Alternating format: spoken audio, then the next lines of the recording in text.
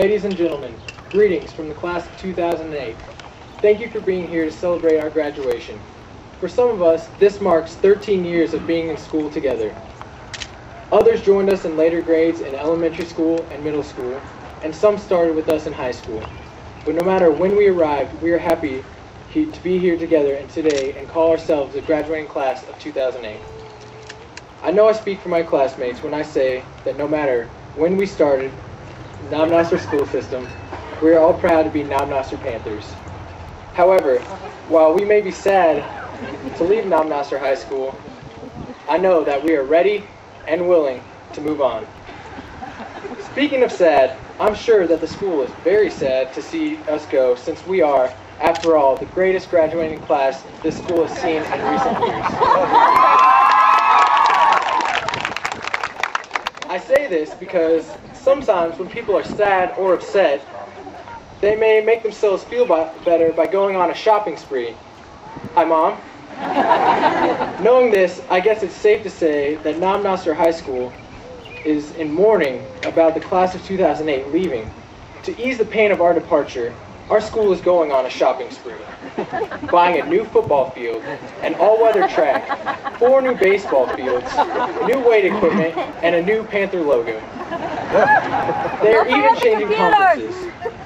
So to the school, I say that I know it may seem like it'll make you feel better, but no matter how many millions of dollars you spend, you cannot replace us.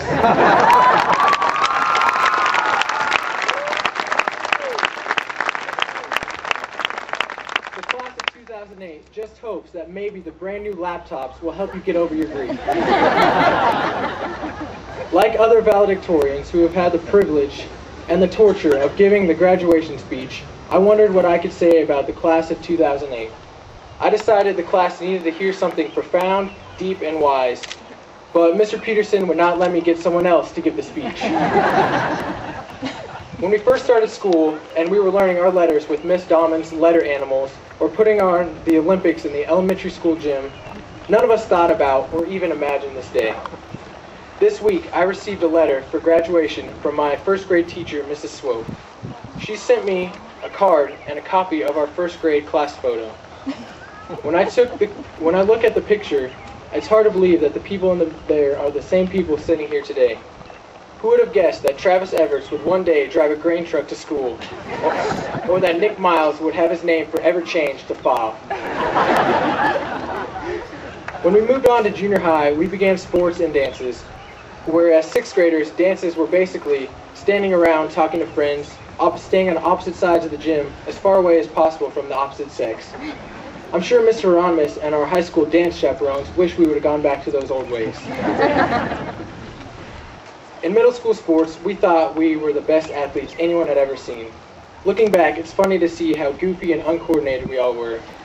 In my case, I am constantly being reminded by my fellow classmates that I used to run like a giraffe.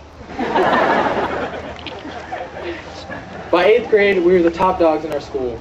People began to dance together at dances, our football team won 3 games, and according to Mr. Green, we made history by electing Caleb Wickham as the first male class president. Our time at the top was short-lived, however, when the next year we were yet again the bottom as freshmen. The worst part about being a freshman is being picked on.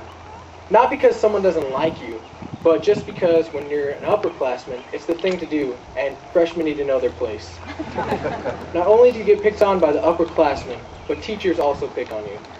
Mrs. Dietrich, for instance, loves to pick on freshmen by standing in the hallway and telling them to get to class and quit blocking the halls.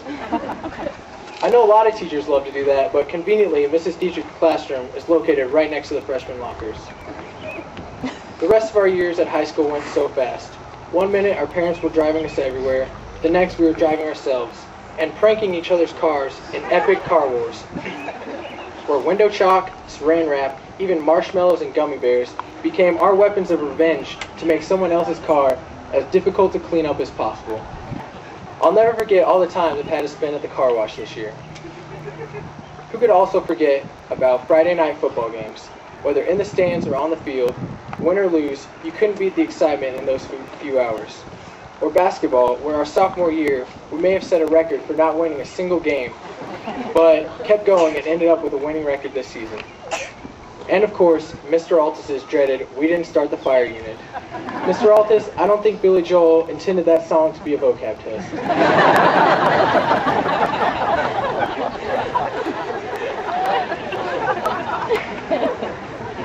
Our class has been very successful, and I hope we will leave a legacy for future classes. Whether it's our two-time state champion wrestler Cole Miller going to wrestling college, Michael Regan playing basketball in college, Brianna Blacklock playing softball, Tony Dimma going to the Air Force Academy, Lauren Briggs going to become an engineer, our classmates that are becoming teachers, or the class as a whole who are all going off to be successful with their lives. I hope we will be remembered at Knob Noster High School. I know we remember him. I haven't said anything deep, profound, or wise. I just hope I didn't bore you to death. I'm thankful for all our school has done for us, our teachers, our facilities, even without artificial turf, our education, and our memories. Again, thank you for being with us here today, and to my fellow graduates, I say, congratulations.